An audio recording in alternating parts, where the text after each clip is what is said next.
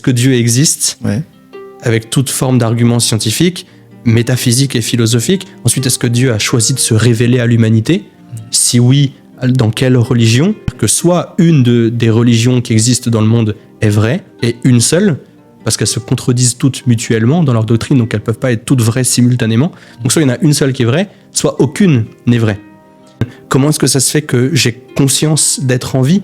D'où vient la souffrance et le mal dans ma vie ? Mais d'où vient en même temps le bien dans ma vie ? Ce que je peux faire, ma liberté ? Est-ce que je suis vraiment libre ? Est-ce que c'est juste moi qui me fais des rêves ? Ou est-ce qu'il y a vraiment un ordre moral qui est objectif ? Qui est Dieu ?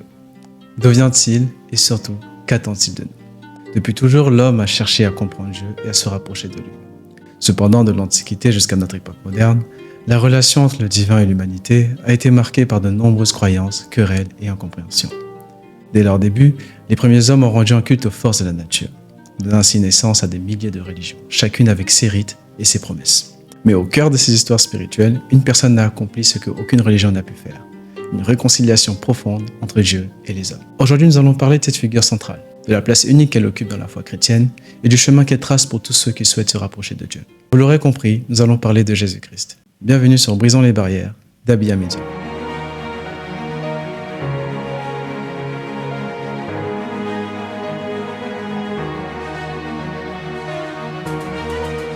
Notre invité d'aujourd'hui est une personne dont le parcours spirituel et intellectuel est particulièrement inspirant. Dès son adolescence, il s'est posé des questions profondes sur le sens de la vie, l'existence de Dieu et la place de la foi dans l'histoire, la science et la théologie. Sa quête personnelle de réponse l'a amené à chercher des fondations profondes pour sa foi chrétienne. Je suis donc ravi de vous présenter Victor, notre cateau de service. Bonsoir Victor. Bonsoir. Je suis ravi que tu sois là aujourd'hui. Et je suis très heureux d'être là aussi. Super. Alors Victor, nous allons rentrer dans le vif du sujet. Tu l'as entendu dans l'intro, de tout temps les hommes ont cru en Dieu. Ça fait presque 6000 ans aujourd'hui que les premières civilisations ont été fondées. Pourquoi l'humanité, dès l'Antiquité, a-t-elle cherché à comprendre l'existence et l'origine d'une puissance supérieure ? Je crois que ça date de même avant l'Antiquité, étant donné que cette recherche spirituelle, elle est dans le cœur de l'être humain depuis que l'être humain existe. En fait, on le voit même bien avant l'Antiquité, dans les peintures rupestres, dans les grottes. Par exemple, sur les murs, il y a des peintures, etc. Et pendant longtemps, on pensait que c'était de la décoration. Aujourd'hui, les historiens de l'art sont très clairs. C'est pas de la décoration, ces peintures-là, c'est des formes de prière. Ça renvoie vers un au-delà, une spiritualité.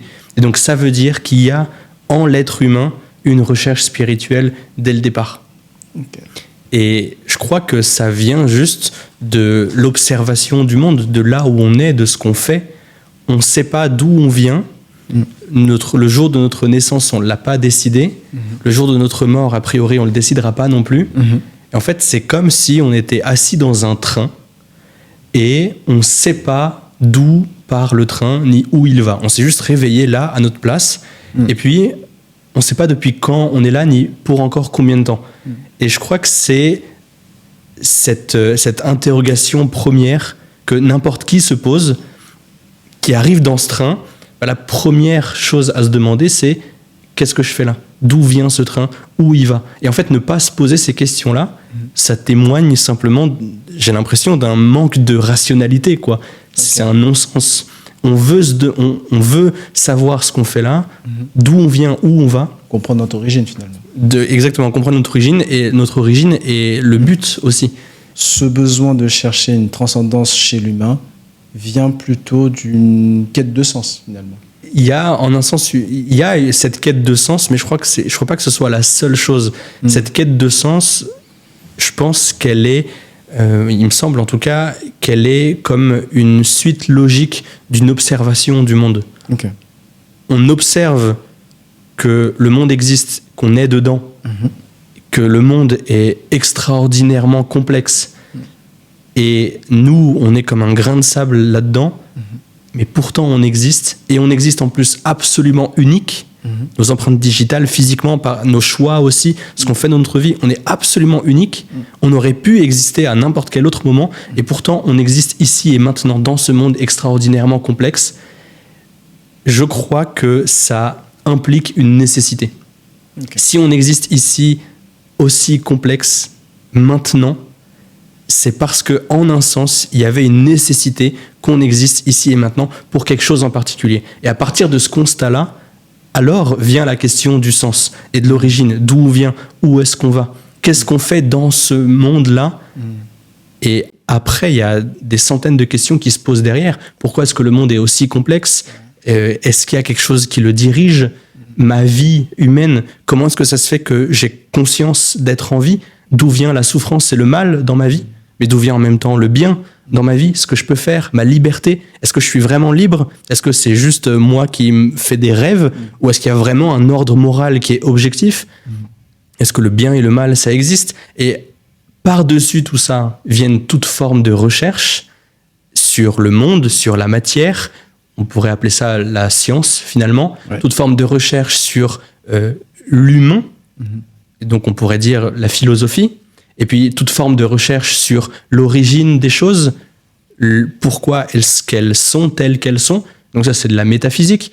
Et en fait, il y a toute forme de dimension particulière, de sphère de recherche, de tout ça. Et il y a nous au milieu.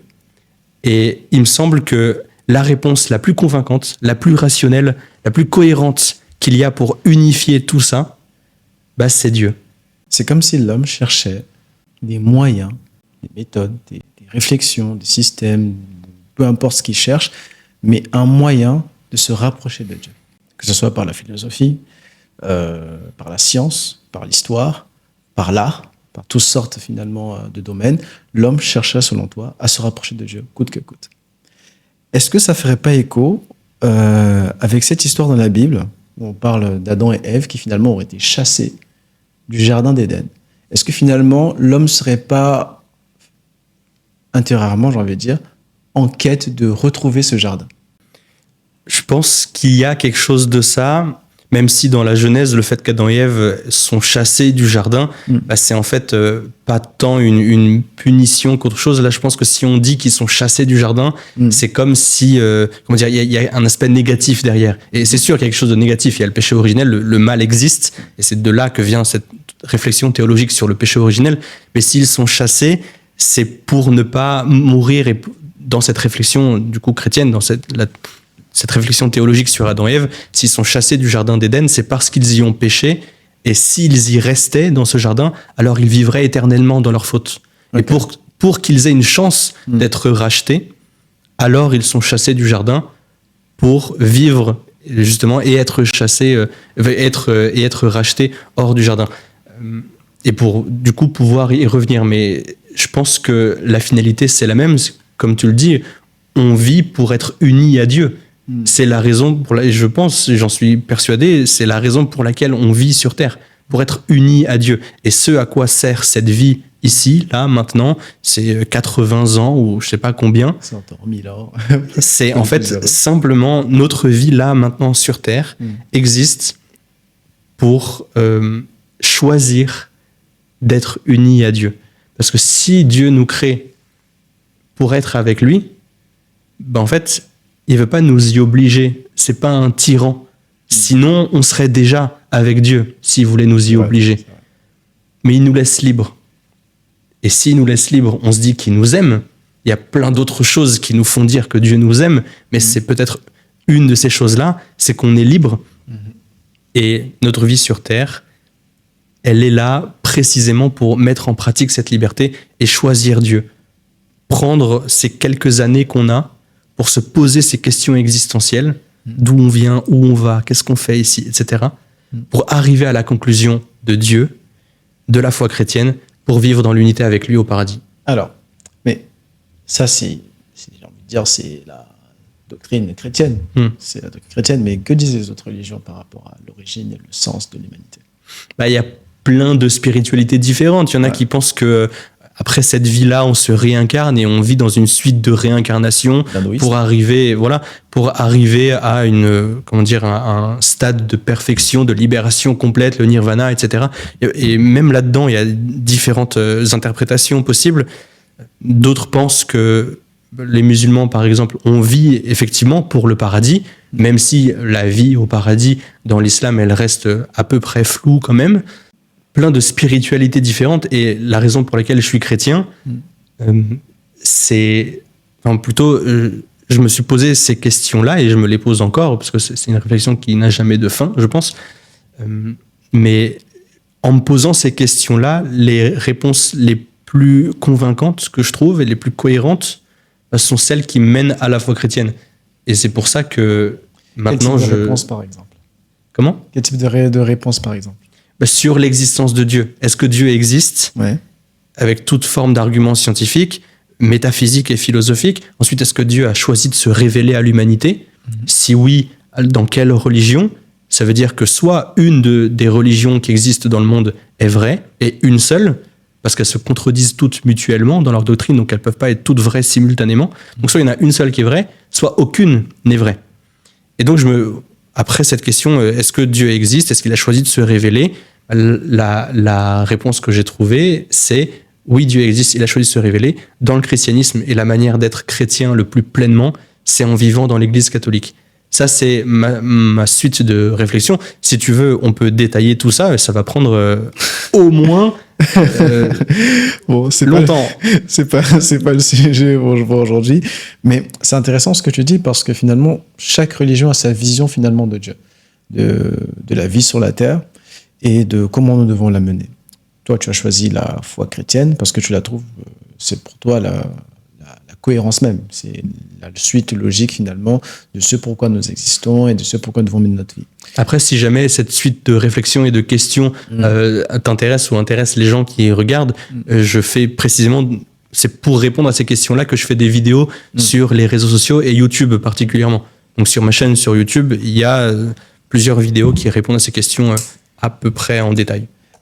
Ça tombe bien qu'on parle finalement des autres religions parce qu'elles sont toutes basées sur une doctrine. Les trois plus grandes religions, trois plus récentes des dernières civilisations sont le judaïsme, donc tout ce qui vient des Hébreux, Israël, etc., le christianisme et l'islam. Les religions monothéistes, oui. Monothéistes. Donc on trouve pas mal de cohérence entre ces trois religions. Et malgré tes recherches, tu as trouvé le christianisme cohérent. Tu as voulu donner à tout prix un sens à ta vie finalement, et tu t'es dit que le meilleur sens, la meilleure direction, la meilleure voie que tu trouves, c'est uniquement celle qui est chrétienne. En fait, je me suis posé cette question de Dieu, et après en étudiant l'histoire et puis les textes sacrés principaux, des religions monothéistes, après cette question de est-ce que Dieu existe, toute une suite d'arguments métaphysiques et scientifiques qui les confirment, j'arrive à la conclusion, oui, Dieu existe. Donc, est-ce qu'il a choisi de se révéler ? La question qui se pose maintenant, c'est, dans les religions qui existent, comment est-ce qu'on les étudie ? Et en étudiant les trois religions monothéistes, alors, on regarde historiquement qu'est-ce qui se passe. Dans le judaïsme, les Hébreux, au début, avaient en fait plein de réflexions différentes, et dans ce qu'ils pensaient de l'univers, en fait, ils étaient les seuls à avoir raison. Par exemple, le soleil, la lune, tout le monde pensait que c'était des dieux. Les Hébreux étaient les seuls à dire non, ce sont des créatures, ils ont commencé à exister, ils finiront, ce sont des luminaires. C'était les seuls à avoir raison. Et aujourd'hui, on sait, ils avaient raison. Soit il y a eu une révélation, soit c'est très compliqué à expliquer. Et il y a plein d'autres choses comme ça. Les Hébreux ont dit avoir une révélation de Dieu directement. Ils ont donné des prophéties, ce qu'ils appellent. Aujourd'hui, c'est ce qu'on appelle toujours dans la foi chrétienne des prophéties. Aujourd'hui, ce mot, il est un peu tombé dans le ridicule avec tous les films de science-fiction, etc. Mais à la base, il y a quelque chose de vraiment réel derrière. Il y a des gens qui disaient des choses qui allaient arriver. Et on se rend compte que plusieurs siècles plus tard, d'une manière complètement a priori impossible à prévoir, ça se passe. Et il y a plusieurs dizaines, voire des centaines littéralement de prophéties dans les textes sacrés juifs, donc la Torah, les Nevim, les Ketuvim, ce qui aujourd'hui compose l'Ancien Testament de la Bible. Il y a plein de prophéties qui annoncent l'arrivée d'un sauveur, d'un Messie. Et on se rend compte, en étudiant aussi l'histoire, qu'il y a un jour un homme qui arrive au Moyen-Orient, au 1er siècle de notre ère, qui dit être ce Messie attendu.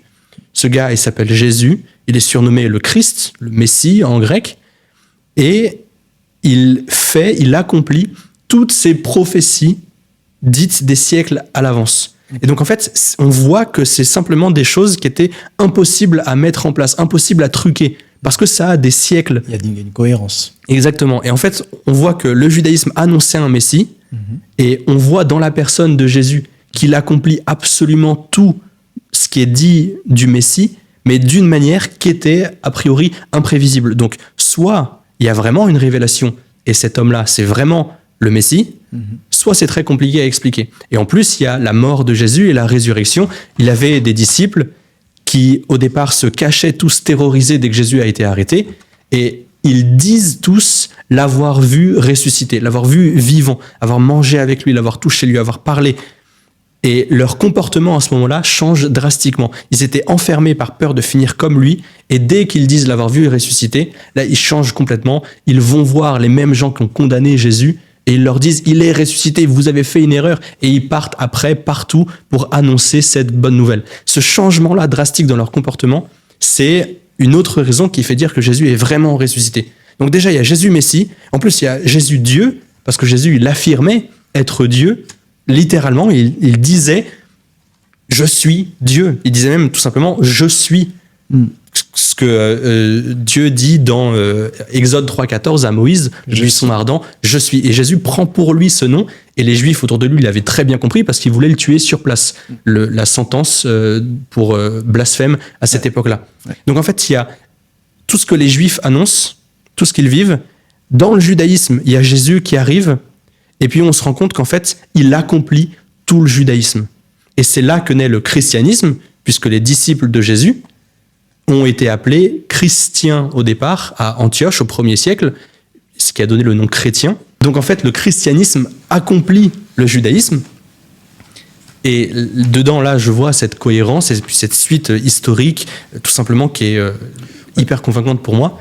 Et c'est après, si on parle des trois religions monothéistes, alors on se pose la question de l'islam, mais là c'est une question encore différente parce qu'il intervient 6 siècles plus tard. La manière même dont l'islam a été transmise et propagée, si on compare 2 secondes au christianisme, dans les premiers siècles, le christianisme s'est transmis exclusivement par le martyr. C'est-à-dire que les apôtres, ils sont partis dire Jésus est ressuscité, sans armes, sans rien. Les gens les tuaient pour ça. Et face à ce martyr, les gens pas chrétiens se disaient « Attends, mais ça vaut vraiment le coup de mourir pour ça ?» Et donc, ils s'intéressaient à la foi chrétienne, ils voyaient la vérité derrière, ils se convertissaient, et puis ils finissaient eux-mêmes martyrs. En comparaison, l'islam, c'est après l'hégire Mohammed qui est parti à Médine, il a constitué une armée, il est parti conquérir la Mecque militairement, ensuite il a conquis différentes villes, toujours par les armes. Après la conquête d'Aqaba, il s'est arrêté et retiré de la vie active pour vivre avec ses femmes. Et après ça, il y a on pourrait dire les disciples de Mohammed qui ont continué cette guerre au nom de Dieu, le djihad, en arabe, au départ, à proprement parler, mais par les armes. Et pour moi, c'est une raison de dire que justement, ça ne peut pas être, à mon sens, une religion qui vient de Dieu. Donc, si on synthétise, l'islam et le christianisme, c'est 2 dieux différents. Donc l'un a un message d'amour par le martyr, enfin la religion chrétienne, elle se propage par le martyr, par des disciples, eux, qui ont vécu avec Jésus, qui l'ont vu faire, qui l'ont vu en action, et qui l'ont vu ressusciter. Et c'est à ce moment-là qu'eux-mêmes ont cru. Ça veut dire que quand ils vivaient avec Jésus, ils ne croyaient pas que Jésus était le Messie ? Si. Okay. Mais ça a été confirmé par la résurrection. D'accord. Et c'est à la résurrection que tout ça a pris une ampleur complètement différente. Et c'est ce que saint Paul dit après dans la Bible. Si la résurrection n'est pas vraie, vaine est notre foi. C'est que le christianisme ne peut être vrai que si la résurrection de Jésus est vraie. Il est basé sur la résurrection. Exactement. Et si quelqu'un réussissait un jour à démontrer que Jésus n'est pas ressuscité, la foi chrétienne s'écroulerait. Mais spoiler, depuis 2000 ans, beaucoup ont essayé, personne n'a réussi. Ok. Alors, pourquoi Jésus s'est-il sacrifié à la croix ? On entend pas mal d'histoires, même dans la Bible, pas mal de récits, pas mal de choses. J'ai vu pas mal de réponses, que ce soit de pasteurs, d'évangéliques, de protestants, de différents côtés. Mais la question que je me suis posée, que je pense qu'un non-croyant ou un athée doit se poser, c'est pourquoi l'homme aurait-il besoin d'un salut ? Pourquoi en aurait-il besoin d'être sauvé ? Et pourquoi être sauvé par la mort de quelqu'un. Pourquoi est-ce qu'on a besoin d'être sauvé? Enfin, déjà, je doute qu'on puisse faire le tour de la question là, juste en répondant en quelques phrases, mais simplement une petite réflexion derrière pour essayer d'apporter un ou deux éléments. Pourquoi est-ce qu'on a besoin d'être sauvé ou de quoi est-ce qu'on a besoin d'être sauvé? En fait, j'ai l'impression que si on se pose 30 secondes pour voir le monde et à quel point il peut aller mal parfois, la réponse tombe sous le sens. Voilà pourquoi on a besoin d'être sauvé. Voilà les guerres, les maladies, les souffrances, le mal que nous-mêmes on commet. C'est le pire. On commet le mal, parfois sans même le vouloir. On ment, on vole, on laisse parler notre égoïsme plutôt que le bien commun. On se laisse embarquer dans notre plaisir personnel plutôt que de vouloir l'amour pour l'autre, sous toute forme possible. Simplement le fait d'aider quelqu'un, de l'aider à vivre dignement, c'est le premier droit de chaque personne. Même ça, on ne le fait pas. Est-ce que vraiment on s'arrête devant chaque SDF qu'on voit dans la rue, devant chaque personne qui est sur le trottoir? Est-ce qu'on s'arrête pour dire bonjour? Est-ce qu'on, de ce fait, on les regarde pour leur sourire? Juste ça, on ne le fait pas.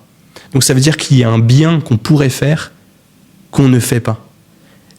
Ça, c'est le péché par omission dans la foi chrétienne, ou le péché par action, ou en pensée, quand on cultive des mauvaises pensées, ou en parole. On fait le mal nous-mêmes. Parfois, on le choisit, et parfois, juste par réflexe. On ment pour pour fuir d'une situation particulière. Ou alors, peu importe quoi, mais on fait le mal. Voilà de quoi on a besoin d'être sauvé. Le mal vient de nous-mêmes. Et quand on le fait, en fait, il transparaît sur les autres, parce qu'on vit de manière interdépendante, qu'on le veuille ou non. Là, on parle ensemble. Si je te frappe, t'as mal. Si je t'enlace, ça va mieux. On vit de manière interdépendante. Si je vole quelque chose à quelqu'un, il l'a plus. Et il dépend de moi, en un sens. Et je dépends de lui aussi. Et si je fais quelque chose de mal, je prive mon voisin de quelque chose de bien. Voilà ce qui entraîne les injustices, les souffrances, toute forme de guerre et de conflit, il me semble, dans le monde. Le mal naît en nous, il s'installe extérieurement. Voilà de quoi on a besoin d'être sauvé. On a besoin d'un plus grand, on a besoin d'un bien, et j'ai presque envie de dire d'une méthode pour vivre et suivre ce bien-là. Quel est le bien par excellence? C'est ce que Jésus dit dans l'Évangile. Il n'y a pas de plus grand amour que de donner sa vie pour ceux qu'on aime. Voilà la plus grande chose qu'on puisse donner. Notre propre vie. Tout ce qu'on est pour le bien de quelqu'un d'autre. Voilà la meilleure manière et la plus grande manière et la manière par laquelle Jésus a voulu nous montrer ce bien à vivre et a voulu nous sauver. Donc ça serait la manière par laquelle Dieu finalement nous montre comment nous devons vivre, mener notre vie sur la terre. Et c'est comme ça qu'il nous montre la chose complètement extraordinaire. Comme ça qu'il nous montre comment Dieu lui-même nous aime en choisissant de s'incarner et de vivre tout ce que l'humanité pourrait vivre de pire, la trahison, la mort, la souffrance, et en sortir vainqueur quand même. Alors, tu fais bien de parler d'incarnation, parce que le fait que Dieu quitte là où il réside pour venir sur la terre, emprunter le corps d'un homme et aller à la croix, ça paraît assez incohérent pour les autres religions. On peut se dire que Dieu est très loin de nous. Pourquoi aurait-il besoin finalement de s'incarner pour mourir? Il n'en avait pas besoin, mais c'est pour nous qu'il le fait. Je pense qu'il y a plusieurs raisons possibles à pourquoi Dieu s'est incarné. Peut-être pour garder la dignité humaine. L'humanité s'est perdue par sa propre faute, et il était mieux, plus digne pour l'humanité, que ce soit un être humain qui sauve l'humanité. Et seul Dieu peut sauver l'humanité. L'humanité d'elle-même ne peut pas se sauver. On ne peut pas nous pardonner à nous-mêmes le mal qu'on fait, et surtout pour être au plus proche de nous, quoi. Comment est-ce qu'on pourrait dire que Dieu nous aime s'il reste si lointain? Comment est-ce qu'on peut dire que Dieu nous aime s'il ne partage pas avec nous tout ce qui fait les joies et les peines et parfois les scandales de notre vie? Comment dire que Dieu nous connaît, nous aime, nous sauve si on est seul à souffrir et que Dieu ne l'a jamais connu? Peut-être pour ça aussi qu'il a fallu que Dieu s'incarne, pour qu'il puisse vivre ça et qu'on ne puisse jamais dire « tu ne connais pas ce que je vis ». Mais que dans ça, Dieu dise toujours « Je le sais. Je l'ai vécu. Et je l'ai vaincu pour que tu puisses vivre avec moi. Donc, le moyen par lequel Jésus finalement sauve l'humanité, c'est en lui montrant premièrement le chemin de l'amour, comme tu l'as dit, et aussi en nous démontrant que notre vie peut être menée d'une manière totalement différente comme ce qu'on vit aujourd'hui. Par exemple, il y a une très grosse montée de l'individualisme, développement personnel, j'ai réussi pour moi, je fais les choses pour moi, je grandis pour moi, je vais être riche, aller à Dubaï, faire ceci, faire cela, etc. Et finalement, Jésus est en train de nous dire que non, le but de ta réussite, c'est pour les autres. Je vois là-dedans simplement Jésus qui nous montre comment vivre complètement la vie qu'on a, c'est-à-dire de manière interdépendante. Et le vivre en aimant les autres. Malgré le fait que les religions existent depuis très très longtemps, donc dès le début de l'humanité, on observe qu'il y a toujours une rupture entre l'être humain et Dieu. Le fait de se poser la question, est-ce que Dieu existe, est-ce que Dieu n'existe pas? Moi, je suis allé dans la rue, j'ai posé la question aux gens, est-ce que vous croyez en Dieu, est-ce que vous n'y croyez pas? Et très souvent, les arguments qui sont montés, c'est je vais y croire après, quand je serai un peu plus vieux. Je comprends pas pourquoi il y a des gens qui souffrent dans le monde, pourquoi il y a des guerres, si Dieu existe, pourquoi on vit ci, pourquoi on vit ça, etc. Une autre question qui remonte aussi, cette question de liberté. On a l'impression que vivre avec Dieu, c'est forcément se priver de quelque chose. Pour répondre à cette question, je pense que j'aime bien utiliser une image, c'est l'image d'une rivière. Souvent, on voit la foi chrétienne avec des limites, comme on voit ça comme des règles qu'elle nous impose, et donc on se prive de quelque chose, et puis on n'est pas vraiment libre, et puis on considère la liberté comme le fait de vouloir faire tout ce qu'on veut, quand on veut. Mais en fait, je pense que cette conception-là de la liberté, elle est erronée, parce que avoir tout ce qu'on veut avoir tout ce qu'on veut quand on veut, ça fait que des enfants pourri gâtés, jamais des adultes responsables. Et je vois ces règles, en quelque sorte, de la foi chrétienne comme un cadre nécessaire. Quand je parlais de l'image, quand je parlais d'une image à utiliser, c'est celle de la rivière qui a des bordures. Et cette rivière avance, et si elle n'avait pas des bordures, qu'elle pourrait voir comme des limites, comme quelque chose qui l'empêche en fait, de se répandre, mais en fait, si elle n'avait pas ces bordures, la rivière deviendrait un marécage vaseux et puant. Les bordures de la rivière l'emmènent vers son vrai but, l'océan. Il faut un cadre, quoi. Et en fait, c'est exactement ça. Nous, sans ces bordures, on devient un marécage vaseux et puant, sans aucune limite. On fait tout ce qu'on veut quand on veut. Bref, des enfants pourri gâtés, pas des adultes responsables. Et on n'arrive pas à notre vrai but, qui est en fait le paradis, il me semble. Et même, pour le dire plus clairement à des gens qui ne croient pas du tout au paradis, le bonheur. Ne nous laissons pas convaincre que le marécage est désirable. Vivons pour notre vrai but, et ça nécessite d'avoir un cadre. Et en fait, c'est peut-être une chose bien du développement personnel aujourd'hui, c'est qu'on parle, plutôt pas on, parce que moi je n'ai rien à voir avec ça, mais on couperait ce passage. Peut-être une chose que dit le développement personnel aujourd'hui et qui est correcte, c'est qu'il y a besoin de discipline. Et cette discipline, c'est quoi? Sinon un cadre qu'on se fixe. Mais là, dans la foi chrétienne, au lieu que ce soit un cadre qu'on se fixe pour nous-mêmes, quelque chose d'auto-centrant, eh ben c'est un cadre qu'on accepte par amour pour Dieu, parce qu'on croit que Dieu nous aime et que le cadre qu'il nous donne ne nous fait jamais de mal, mais qu'au contraire, c'est ce qui nous aide à grandir vraiment. Donc Dieu, finalement, voudrait le bien de l'humanité. Et le cadre qu'il fixe pour qu'on puisse vivre, qu'on puisse communier avec lui, c'est un cadre qui va nous amener finalement à vivre le bonheur, à laisser au paradis, etc. Donc la vraie liberté, ce serait de vivre dans ce cadre et non dans le marécage. Exactement. En fait, la liberté, au sens chrétien du terme, c'est pas faire ce qu'on veut quand on veut. La liberté, c'est avoir la capacité de choisir le bien. Wow. Ou plutôt, la liberté, c'est choisir le bien. Choisir le bien. Tout simple. On a la possibilité dans plein de trucs, mais choisir le bien, voilà ce qui rend vraiment l'être humain libre et ce qui lui permet vraiment de se développer, d'aimer les autres et de vivre heureux, quoi. Mais pourquoi une personne ne se dirait pas, par exemple, vivre pour moi, faire les choses que j'aime, être bien dans ma vie, sortir avec ma famille, mes amis, mes parents, faire ce que j'ai envie de faire, tout simplement, ce serait pas bien? Pourquoi ça serait forcément mauvais? C'est pas mauvais en soi, effectivement. Enfin, si Dieu n'existe pas, c'est la meilleure réponse possible.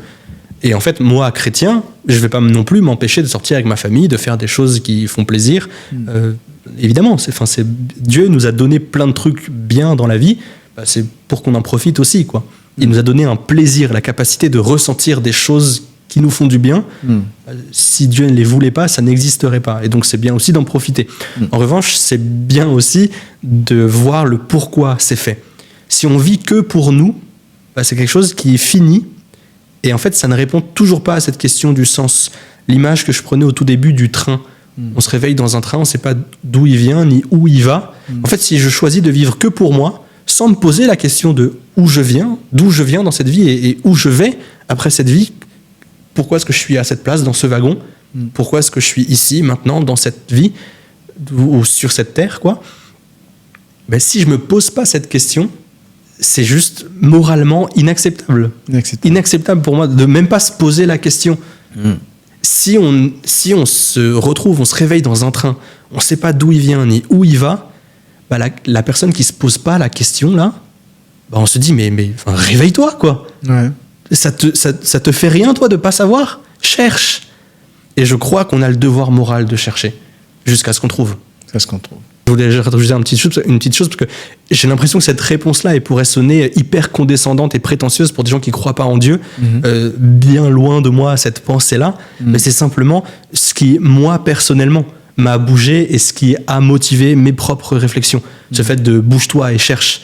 En fait, quelqu'un qui croit pas du tout en Dieu et qui entendrait ça, peut-être que du coup il serait peut-être un peu trop brusqué, j'en sais rien. Et c'est pas non plus pour brusquer les gens nécessairement que je dis ça. C'est plus pour dire ce qui moi m'a travaillé et me travaille, et en même temps encourager des gens à se poser cette même question. Qu'il y a un attrait croissant pour l'occultisme et des pratiques occultes en France. On a 60% selon l'IFOP de Français qui s'intéressent aux pratiques occultes. Donc finalement, on a un désintérêt pour Dieu, mais on s'intéresse aux pratiques occultes. Comment peut-on l'expliquer ? Je crois que ça témoigne d'une recherche spirituelle. Les gens se rendent compte qu'on a besoin de plus grand que nous-mêmes. Ces quelques dernières décennies, ou même ces quelques derniers siècles, on disait que la science aurait réponse à tout. Je ne sais plus quel scientifique, il y a pas mal de temps déjà, mais disait qu'en fait, donnez-moi encore quelques années et la physique n'aura plus de secret pour moi. Et en fait, on voit bien que c'est faux. Plus on cherche en science, plus on voit des choses qui manquent. Le matérialisme s'effondre. On a besoin de quelque chose qui nous dépasse et qui dépasse juste la matière. Nous, maintenant, on a besoin de l'origine et du but de notre vie. Et cette question du sens, là, à laquelle la science ne peut pas répondre et ne pourra jamais répondre parce que ce n'est pas son travail. La science, ou plutôt la recherche, elle étudie comment le monde est fait. Ça, c'est son domaine d'étude. Mais elle dira jamais pourquoi. Et ce pourquoi, cette question du sens, c'est une question profondément religieuse et spirituelle, du coup. Et cette spiritualité-là, qu'on a en nous, on l'a vu au début, les hommes des cavernes, ils avaient déjà cette spiritualité-là, ils dessinaient sur les murs. C'était ça. Ça veut dire que rejeter cette dimension spirituelle en nous, c'est rejeter une part parmi les plus profondes de notre propre humanité. Notre propre identité. Exactement. Et personne ne fait ça. Ce qui fait que si on parlait de la foi chrétienne, tout le monde voyait son but là-dedans et son bonheur dans la foi chrétienne. Et puis, après, à un moment donné, c'est juste devenu normal dans la société, du moins en France. Voilà, c'était la religion en France, la foi chrétienne. Et maintenant, aujourd'hui, j'ai l'impression que par ignorance ou par habitude, ou les deux en même temps, on se détache progressivement de la foi chrétienne, parce qu'on ne sait pas exactement ce que dit la foi chrétienne, ou on a des idées reçues en tête et plein de clichés, ou alors d'autres choses encore, mais en tout cas, on se détache de la foi chrétienne, mais il est impossible pour un être humain de se détacher de sa dimension spirituelle. C'est juste en lui, c'est en nous, quoi. Donc évidemment qu'il y aura toujours des recherches spirituelles, et si c'est pas la foi chrétienne, ça sera autre chose. Et si aujourd'hui les gens, par habitude, ou par ignorance, ou par autre chose, se détachent du christianisme, alors ils cherchent vers toutes les autres choses, et les choses un peu sensationnelles. Et ce qui fonctionne aussi, on le sait, dans ces pratiques occultes, ça marche vraiment. Et c'est aussi pour ça que ça attire les gens. Mais nous, on sait que si ça marche vraiment, bah, c'est pas pour le bien. C'est que derrière, il y a le diable qui tend des pièges et qui, voilà, après ça, il y a toute une éternité qui nous attend. Et c'est à nous de choisir l'éternité qu'on préfère. Et ces pratiques occultes, elles nous amènent pas à la bonne, en quelque sorte. Bah, certaines personnes avec des pratiques occultes arrivent à rencontrer des esprits, à rencontrer des personnes qui étaient mortes, des défunts. Bah, tout ça, ça marche, mais c'est justement ce que je disais avant, ce sont des démons qui tentent des pièges. Si quelqu'un fait tourner des tables et puis joue au tarot ou j'en sais rien, avec un pendule ou quoi que ce soit, et puis il dit communiquer avec les esprits, bah, je crois que c'est pas avec un mort, quelqu'un de décédé dans sa famille qui discute, mais avec un démon qui se joue de lui. Et ça ouvre des portes, ça ouvre des portes de plus en plus mauvaises, et puis après ça prend toute notre vie, et puis on se rend compte que on est angoissé, puis que tout va mal, ou au contraire tout va étrangement trop bien, jusqu'à ce qu'un jour tout s'écroule, et puis on se retrouve en enfer, quoi. J'ai vu de nombreux témoignages de personnes qui avaient fait des pratiques occultes. Tout allait bien au départ, c'était la belle vie, la fiesta, etc.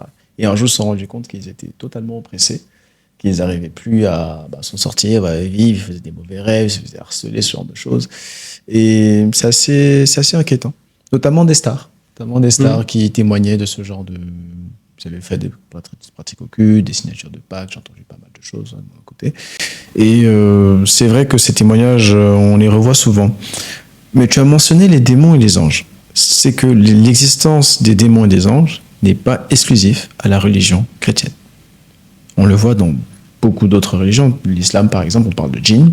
Il y a des djinns gentils, des djinns méchants. Bon, je sais pas s'il y a des démons. Mais sur cette question-là, je pense qu'en fait, on peut y répondre relativement simplement. Ouais. Si on a vu que le christianisme est l'accomplissement du judaïsme, alors c'est pas étonnant que dans le christianisme, il y ait tout plein de choses du judaïsme, puisque c'en est l'accomplissement. On pourrait dire la seule différence entre juifs et chrétiens aujourd'hui, c'est que les chrétiens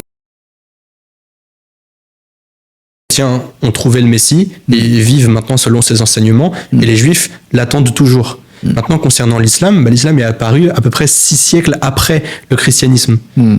Et dans une culture, à une époque, qui découlait de ce christianisme. C'est-à-dire que la première femme de Mohammed, Khadija, était en fait, elle faisait partie d'une secte juive de cette époque-là.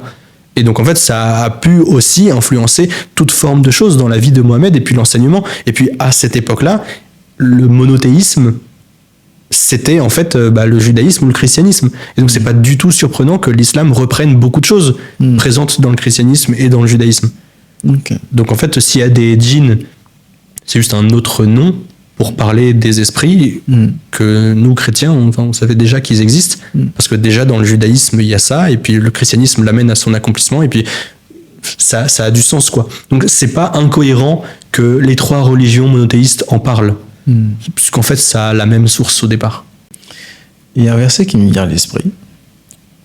C'est Jésus qui dit dans sa parole, je vous donnerai le pouvoir d'écraser, de chasser le scorpion, le serpent, d'écraser les puissances des ténèbres, etc.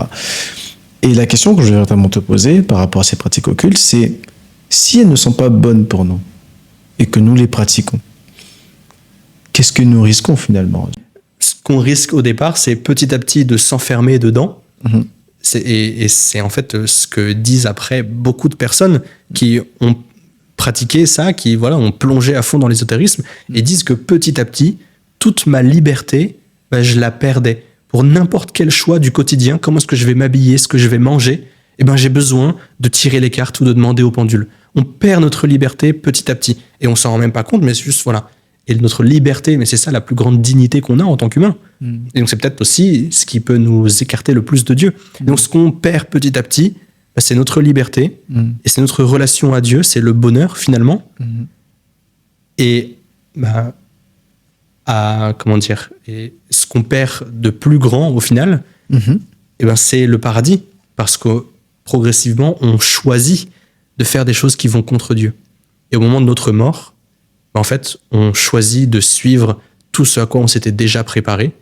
Et si la seule chose qu'on a pratiquée, c'était des choses qui vont dans le sens de l'occulte et du diable, il y a de fortes chances qu'au moment de notre mort, on choisisse plutôt le diable que Dieu. Et donc, ce qu'on perd au plus, c'est le paradis. C'est Dieu lui-même. Et on se condamne nous-mêmes à l'enfer. Ce que tu dis est intéressant.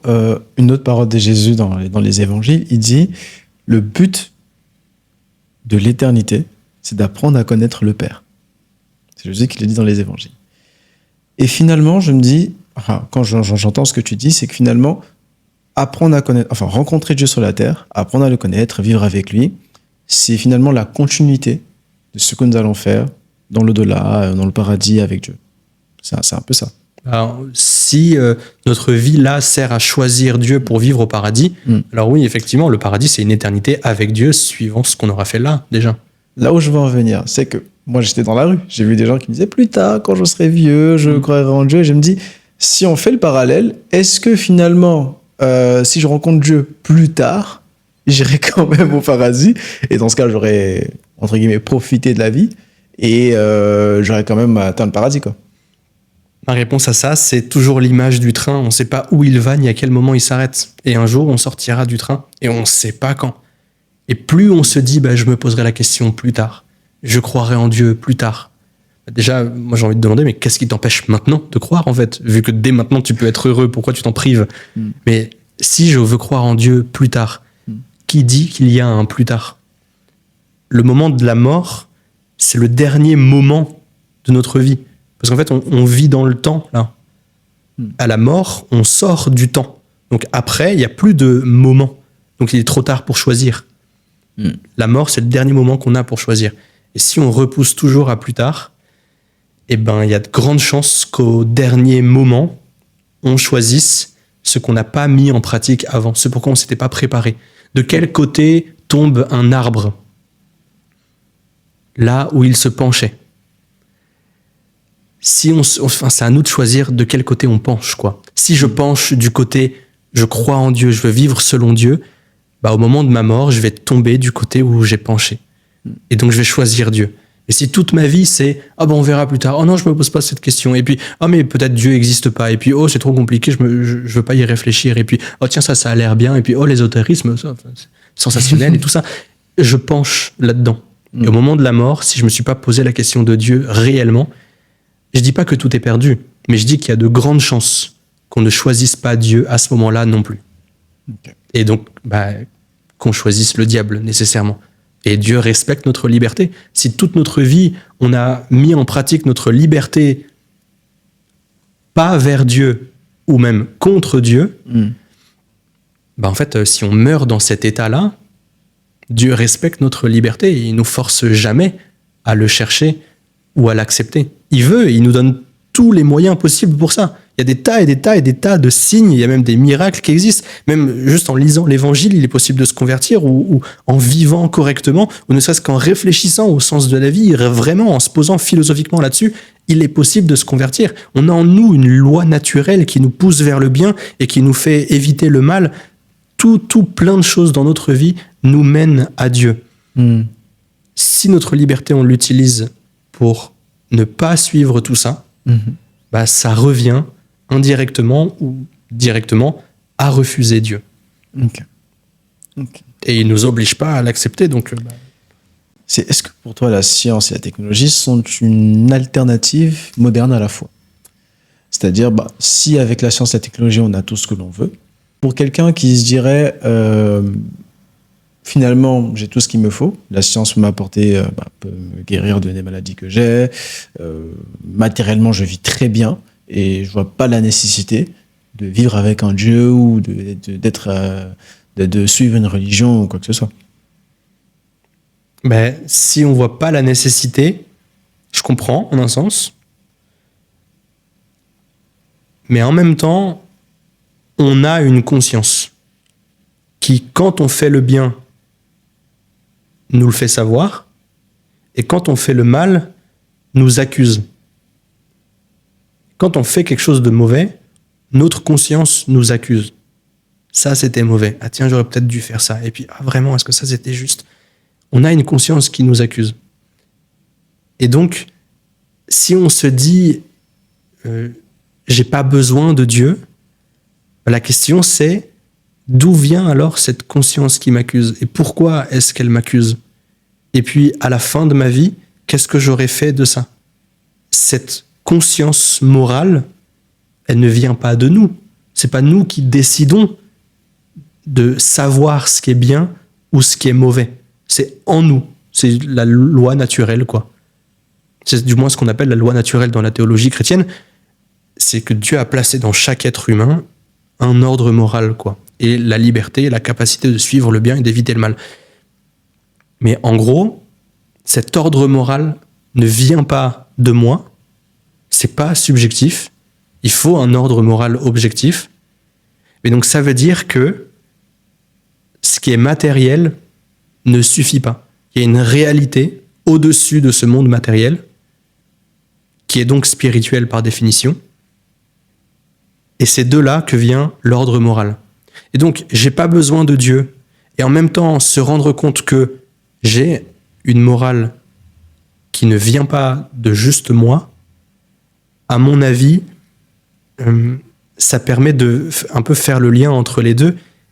Et si on observe cette conscience qui nous accuse et qui, en quelque sorte, nous récompense quand on fait les choses bien, ben, je pense qu'on peut quand même arriver à la réponse de « il y a un Dieu qui existe », ou du moins un ordre moral. Et si, pour le moment, j'arrive pas encore à accepter la conclusion de la foi chrétienne, ben, au moins, je suis cet ordre moral, je cherche le bien, j'évite le mal, et en suivant la vérité de tout ce que je peux, et en écoutant la voix de ma conscience, ben en fait, je peux quand même arriver aux conclusions du christianisme, aux conclusions de la foi réelle. Et c'est ce qu'on appelle, dans la théologie chrétienne, la foi implicite. Et par la foi implicite, on peut être sauvé, même si on n'a pas encore, de notre vivant, on n'a pas eu le temps, en quelque sorte, d'arriver aux conclusions de la foi explicite, c'est-à-dire reconnaître Jésus, reconnaître Dieu. Mais au moins, si on se dit je vois pas l'intérêt de croire en Dieu, bah, ma réponse ce serait d'où te vient ta conscience? D'où vient cet ordre moral?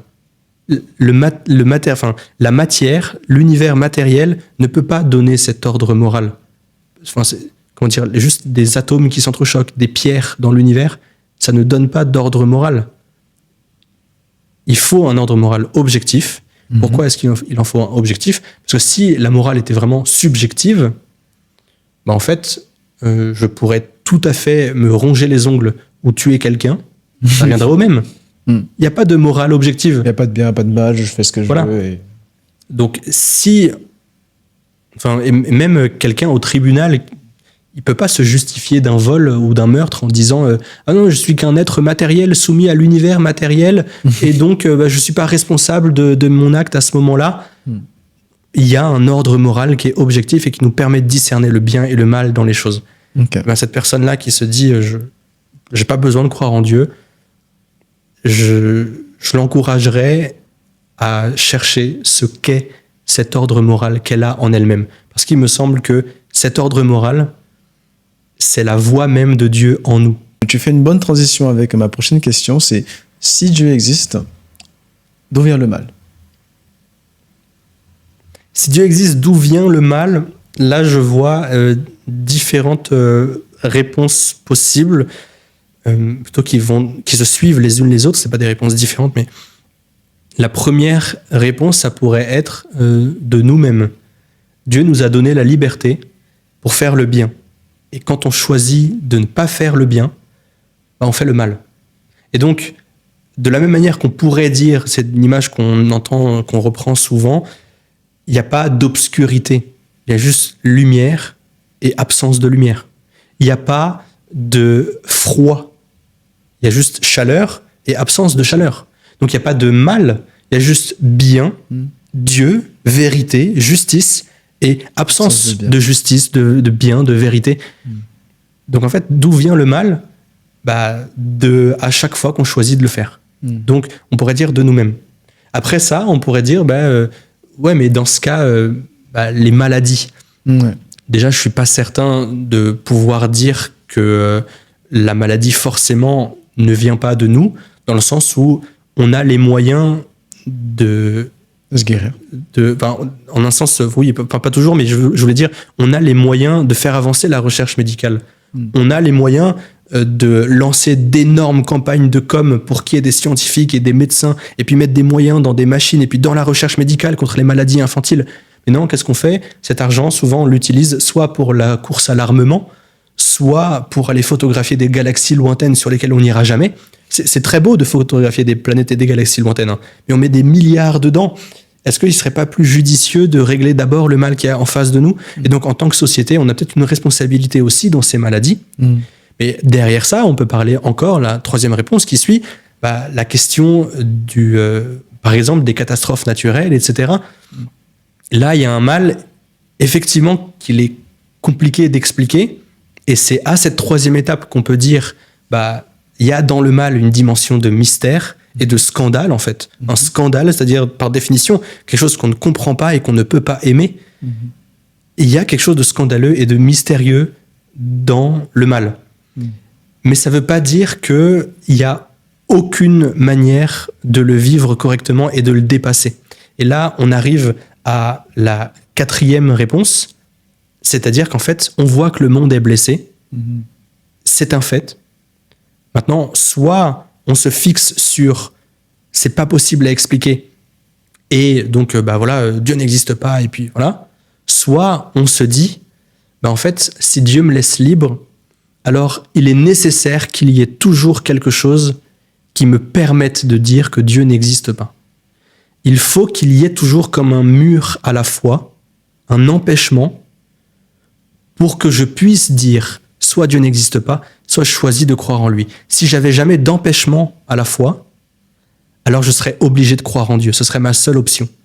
Mais puisqu'il y a toujours quelque chose qui me permet vraiment de choisir, d'être libre finalement, alors je peux vraiment être libre. Et peut-être que le mal, c'est justement la garantie même de ma liberté. Mais vient encore une réponse qui va un peu plus loin, c'est face à la souffrance extrême. Là, le scandale. Quelqu'un qui est dans un lit d'hôpital, qui ne peut pas vivre par soi-même et qui souffre. Là, il y a la question de la responsabilité humaine parce qu'on est capable d'atténuer les douleurs, mais il y a quand même une énorme souffrance. Et c'est là, je pense, qu'on peut arriver à un stade d'encore plus loin. C'est finalement l'exemple de Jésus. Qu'on croit en sa divinité ou pas. Il y a un être humain qui a été innocent durant toute sa vie. On ne lui retient aucun mal durant toute sa vie. Et il a pourtant subi la mort et la torture d'une manière affreuse, alors qu'il ne l'avait pas mérité, mais il l'a choisi librement. Il l'a pas refusé. Il avait le pouvoir de l'éviter. Si on voit au jardin de Gethsémani, au jardin des Oliviers, les gardes, vu la topographie du lieu, ils les voyaient venir depuis déjà une bonne demi-heure. Les historiens et les chercheurs pouvaient s'échapper. Voilà, ils pouvaient partir. Il a choisi de ne pas le faire. Il a pris sur lui toute cette souffrance-là. Et Paul Claudel écrit une phrase qui est très belle. Il dit « Dieu n'est pas venu dans le monde pour supprimer la souffrance, même pas pour l'expliquer, mais pour la remplir de sa présence. » Et c'est peut-être là cette dernière réponse au mal. Voyons l'exemple de Jésus qui a rempli la souffrance de sa présence et qui, si on est chrétien, on voit le cheminement qu'il y a derrière et on voit vraiment le sens qu'on peut donner à la souffrance et au mal. Et donc, dans le mal qui existe, qui est scandaleux, donc qu'on ne comprend pas ni qu'on n'aime pas, en fait, avec la foi chrétienne, on peut pourtant lui donner un sens. Et c'est là qu'il y a, je parlais de 4 réponses possibles, il y en a une 5e, c'est en fait on arrive à un degré, à un stade héroïque, où il y a quelqu'un qui voit le mal, qui voit le scandale, et qui pourtant se dit « je le comprends pas, mais j'accepte. Et je vais vivre avec ça comme quelque chose qui me permettra de dépasser. » Et vraiment, derrière, il y a une vie héroïque et il y a des personnes malades qui vivent des choses inimaginables pour toi ou moi et pourtant elles sont heureuses et pourtant elles portent du fruit d'une manière extraordinaire. Elles inspirent des gens à faire le bien, mais d'une manière complètement extraordinaire, incroyable, très grande. Et on pourrait dire, si elle n'était pas malade à ce moment-là, si elle ne vivait pas le mal de l'intérieur et qu'elle ne le dépassait pas par cette vertu héroïque-là, en fait, elle n'aurait pas eu ce bon impact sur le monde. Et ça ne peut arriver que quand c'est pas quelque chose qu'on peut demander à qui que ce soit, quoi. Évidemment, c'est là où je parle. C'est pour ça que c'est héroïque. C'est comme l'histoire de Ruth, par exemple, qui a perdu son mari, et Naomi, qui était sa belle-mère, a perdu également son mari et ses 2 fils. Et Ruth, ce mal, finalement, en suivant Naomi, Dieu a fini par le transformer en bien. Parce qu'elle a épousé Boaz, et Boaz qui était un homme riche en Israël, qui finalement va placer Ruth dans la lignée de David et donc dans celle de Jésus-Christ. Donc finalement, ce que tu dis, c'est que il peut nous arriver de vivre des situations tragiques, douloureuses, difficiles, mais avec la foi chrétienne, donc finalement avec la confiance en Dieu et l'amour que nous portons envers le Christ, nous pouvons trouver une solution dans ce mal, et que finalement dans ce mal, peuvent tirer une solution, peuvent tirer une force qui peut aider les autres à mieux vivre, à s'en sortir, et compléter cette quête de sens dont tu parlais tout à l'heure. Finalement, ce train, on se dit, mais pourquoi on est là? Parce que moi-même, j'ai déjà vécu des situations très compliquées, et je me suis rendu compte que de cette situation difficile, lorsque Dieu m'en a tiré, finalement, j'ai pu aider d'autres. Et c'est ça qui est fou, en fait. C'est quand on constate qu'il y a ce mal, mais qu'on choisit quand même de lui donner un sens, et avec la foi chrétienne, et ben, effectivement, il y a du bien qui peut en être. Wow. Et Dieu, c'est peut-être le seul qui peut tirer un plus grand bien d'un mal premier. Wow.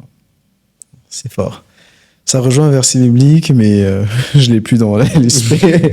Je l'ai plus à l'esprit. Waouh. Un dernier sujet, un dernier thème, c'est vivre avec le Christ. Ça veut dire quoi exactement?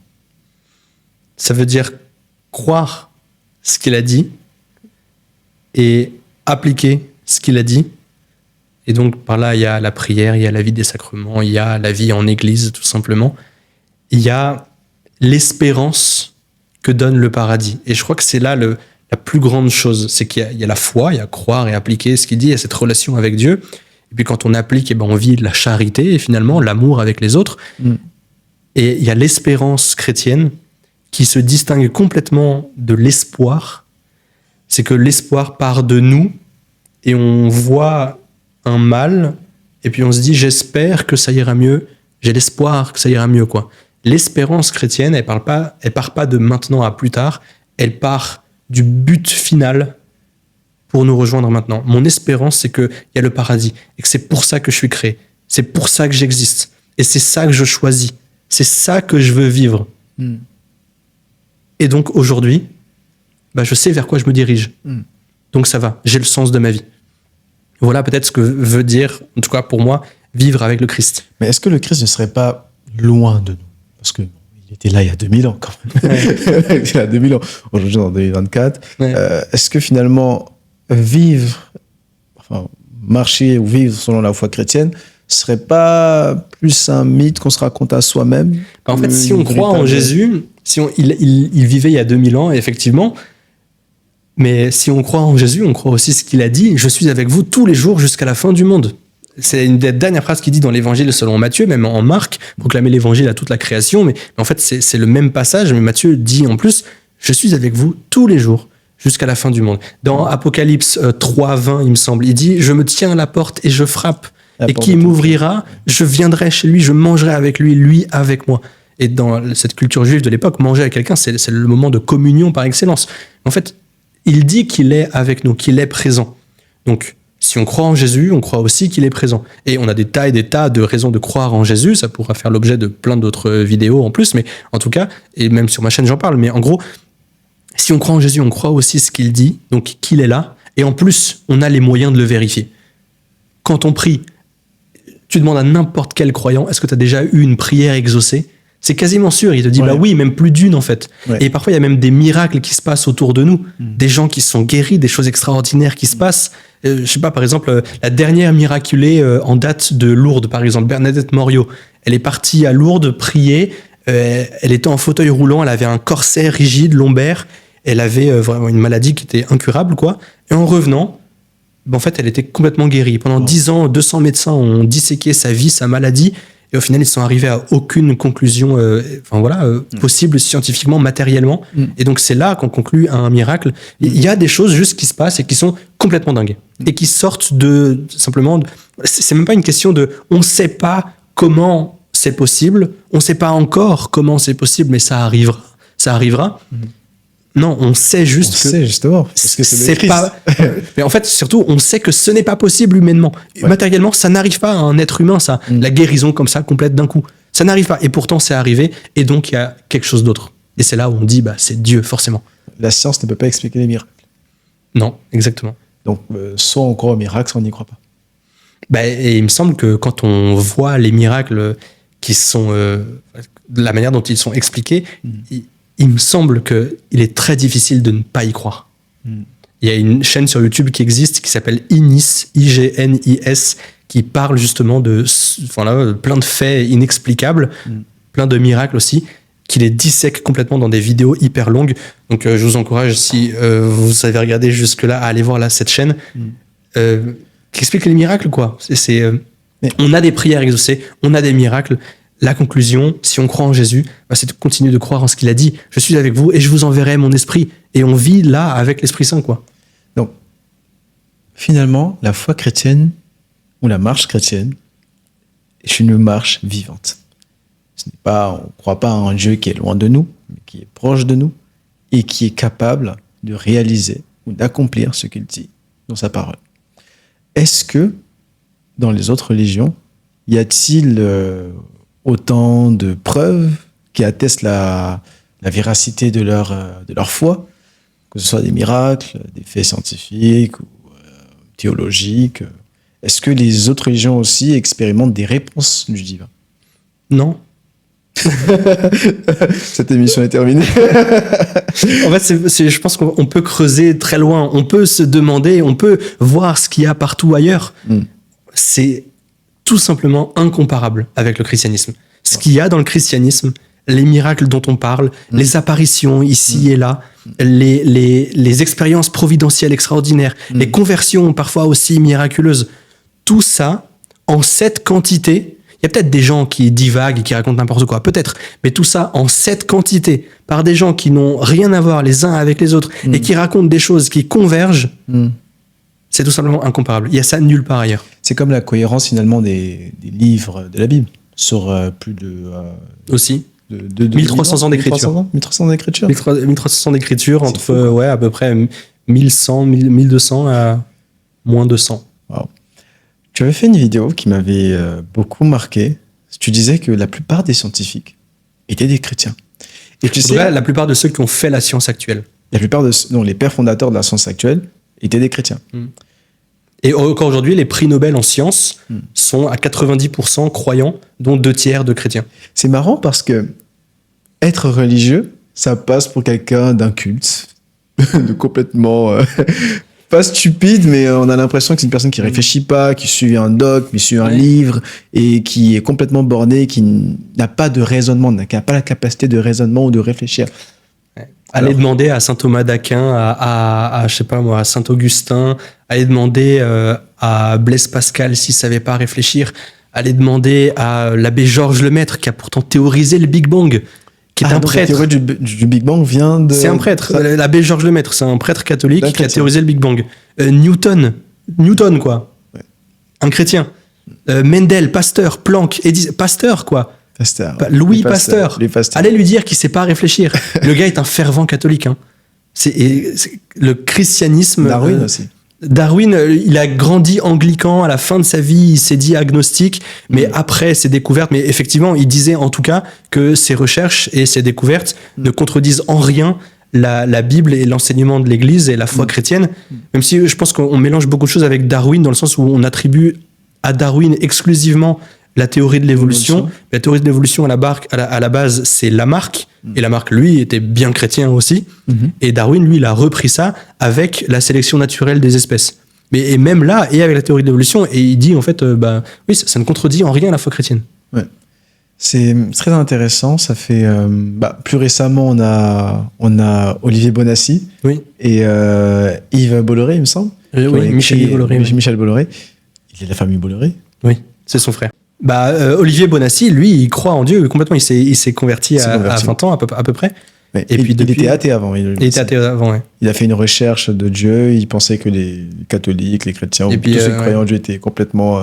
Il était à Polytechnique et puis il était donc il a ce raisonnement de ce que je vois en tout cas et ce que je trouve hyper beau et hyper inspirant en tout cas qui me touche vraiment beaucoup chez Olivier Bonassi, c'est justement cette quête qu'il a de rationalité et ça va dans tous les cas dans le sens du christianisme. Alors, nous sommes arrivés à la fin. Si tu devais, non pas convaincre, inspirer, proposer ou donner une indication à une personne qui ne croit pas en Dieu ou qui est dans une autre religion, qu'est-ce que tu lui dirais pour se rapprocher du véritable Dieu? N'arrête pas de chercher, je dirais ça, mais le meilleur conseil que je puisse donner, c'est, j'ai l'impression deux choses, soit d'un point de vue complètement pas religieux, c'est de sonder sa conscience morale. Sonde-la, interroge-la, d'où est-ce que ça vient? Et ensuite, si on veut faire un pas de plus, je dirais intéresse-toi à Jésus, mais juste en tant qu'homme historique. Qu'est-ce qu'il a dit? En quoi est-ce qu'il se distingue de n'importe quel autre maître spirituel, peu importe? Lui, c'est le seul qui disait être Dieu. Et c'est le seul qui avait la prétention de donner des signes pour montrer qu'il est Dieu. Pardonner des péchés, faire des miracles, etc. Puis même ressusciter derrière. Et puis aujourd'hui, il a coupé l'histoire en deux, en fait. Là, on est en 2024, après Jésus-Christ. Il a coupé l'histoire en deux. Avant Jésus-Christ, après Jésus-Christ. C'est le seul. Vois Jésus historique. Est-ce que ce qu'il dit vaut la peine d'être vécu? Est-ce que quelqu'un d'autre dit la même chose que lui et a eu autant de résultats? Et choisis. Choisis. C'est une belle conclusion. Le choix. Nous avons toujours le choix de suivre Dieu ou de ne pas le suivre. Continuer de douter ou accepter de croire. Accepter de croire. Ok, c'est une très belle conclusion. Tant mieux, merci. Merci de nous avoir écoutés, de nous avoir suivis. Cette émission a pour vocation de discuter, d'échanger autour de la question de Dieu et vous donner le maximum d'éléments pour croire ou ne pas croire en Dieu. Comme l'a dit Victor, le choix est entre vos mains. Vous pouvez chercher, vous pouvez suivre sa chaîne. Ta chaîne s'appelle Le Cateau de Service. Le Cateau de Service. C'est marrant comme nom quand même. Cateau de Service. Vous pouvez suivre sa chaîne ou vous documenter sur de nombreuses sources qu'il y a sur Internet ou vous renseigner directement auprès d'une église locale. Mais je crois que si vous suivez cette émission, c'est quand vous-même vous êtes posé cette question, ai-je besoin de Dieu dans ma vie ou pas? Est-ce que la question de Dieu est-elle pertinente pour moi ou pas? Et je crois que si vous cherchez la vérité, non seulement elle vous affranchira, mais vous rencontrerez quelque part Jésus-Christ lui-même en personne dans sa parole ou historiquement. Amen. Que Dieu vous bénisse et on se dit à un prochain épisode de Brisons les barrières.